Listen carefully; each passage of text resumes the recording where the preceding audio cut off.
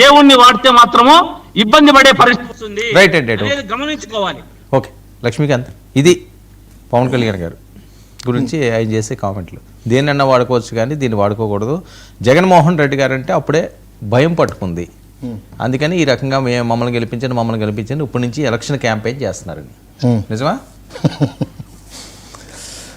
Sir? విమర్శలకు ఎక్కడా కూడా మేము చోటు ఇవ్వకుండా ప్రస్తుతం అయితే కూటమి ప్రభుత్వం అయితే ముందుకెళ్తుంది. ఆ విషయం అయితే వాళ్ళు గుర్తుపెట్టుకుంటే మంచిది. జగన్మోహన్ రెడ్డి గారిని చూసి భయపడడానికి జగన్మోహన్ రెడ్డి గారికి 11 సీట్లు వచ్చిన తర్వాత ఇవాళ రోజున ఎన్నిసార్లు బయటకు వచ్చారు, ఎన్నిసార్లు ప్రెస్ మీట్ పెట్టారు, ఎవరి పక్కన పోరాటాలు చేశారు. మాట్లాడితే వాళ్ళు బయటకు వచ్చినప్పుడల్లా విధ్వంసమే కదా. వాళ్ళకి ఎప్పుడు బయటకు వచ్చినా కానీ ఒక ఉన్మాద చరిత్ర పైకి తీసుకురావడానికి ఒక ఫ్లగ్ గార్డుల రూపాన రప్ప కార్డులు పెట్టుకొని తీసుకురావడమే కదా. ఎక్కడ చర్చలు జరిగినా కానీ జగన్మోహన్ రెడ్డి గారు తప్పు చేస్తున్నారనే మాటలు వస్తున్నాయి కదా. ఆ రాష్ట్రమైనా ఈ రాష్ట్రమైనా ఇవాళ రోజున జగన్మోహన్ రెడ్డి గారిని చూసి మేము భయపడేదేంది?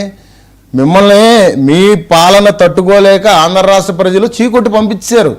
అది మీరు గుర్తుపెట్టుకోవాలి. ఇవాళ రోజున జగన్మోహన్ రెడ్డి గారిని చూసి పవన్ కళ్యాణ్ గారు భయపడుతున్నారు. ఎవరిని చూసి ఎవరు భయపడుతున్నారు?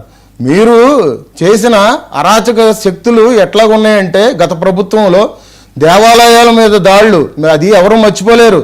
మీరు సాక్షాత్తు జగన్మోహన్ రెడ్డి గారి ఇంటి పక్కన కృష్ణానది మీరు మత మార్పిడి జరుగుతూ ఉందంటే ఏ రోజైనా కానీ దాని గురించి స్పందించారా?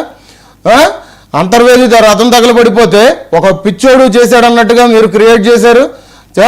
కొడాలి నాని లాంటి వ్యక్తి ఆంజనేయ స్వామి చెయ్యిరిగిపోతే ఆంజనేయ స్వామి చెయ్యిరిగిపోయిందని ఎంత వివాదాస్పద వ్యాఖ్యలు చేశారు. మీరు ఇవాళ రోజున హిందువుల ప్రకారంగా ఓట్లు కావడం కోసం మీరు కేవలం అధికారంలోకి వచ్చిన తర్వాత హిందువుల్ని వాడుకొని మీరు తిరుమల దేవస్థానంలో మీరు చేసిందంటే చెప్పులతో తిరిగారు జగన్మోహన్ రెడ్డి గారు. అసలు గోవింద నామస్మరణ చేయాల్సిన తిరుమల కొండ మీద గోవింద గోవింద అనాల్సిన తిరుమల కొండ మీద జై జగన్ అని అనిపించుకున్నారు. వైవి సుబ్బారెడ్డి గారి భార్యతో జగన్నాథ రక్షక గోవింద అనే ఒక మాట కూడా తెప్పించుకున్నారు. మీరు చేసేది పరకామణి విషయంలో నిన్న జగన్మోహన్ రెడ్డి గారు కూడా రవికుమార్ గారికి ఆ విధంగానే మద్దతు తెలిపారనే మాటలు ఖచ్చితంగా సాక్షాత్తు ప్రజలు కూడా అర్థం చేసుకున్నారు. ఇవాళ రోజున మిమ్మల్ని చూసి మేము భయపడ్డం ఏంటి? మమ్మల్ని చూసి మేము భయపడిపోయి ఇవాళ రోజున తాడేపల్లిలో ఉండలేక యలంక ప్యాలెస్కి వెళ్ళిపోయారని మేము అంటున్నాం. దీనికి మీరేమంటారు శ్రీకాంత్ గారు? కానీ ఇవాళ రోజున ప్రతిసారి ఎవరికి భయం రాదు. ఇక్కడ సమగ్రతగా స్వచ్ఛందంగా పారదర్శకతతో మేము ఒక పాలన ఇచ్చుకుంటూ వెళ్తున్నాం కూటమి ప్రభుత్వంగా.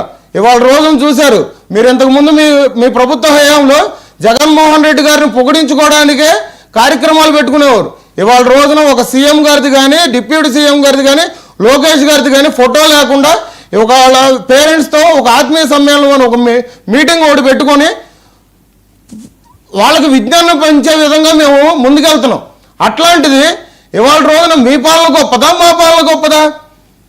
మీ పాలనలో గంజాయి కానీ డ్రగ్స్ కానీ విచ్చలవిడిగా రాష్ట్రంలో పక్క రాష్ట్రాల్లో ఎక్కడ పట్టుబడినా కానీ దానికి మూలాలు ఎక్కడ ఉన్నాయంటే ఆంధ్ర రాష్ట్రం అని తెలిసేది.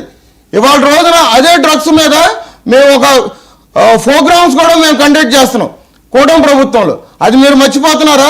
జగన్మోహన్ రెడ్డిని చూసి మేము భయపడేదేంటి? జగన్మోహన్ రెడ్డిని చూసి పవన్ కళ్యాణ్ గారు భయపడేదేంటి?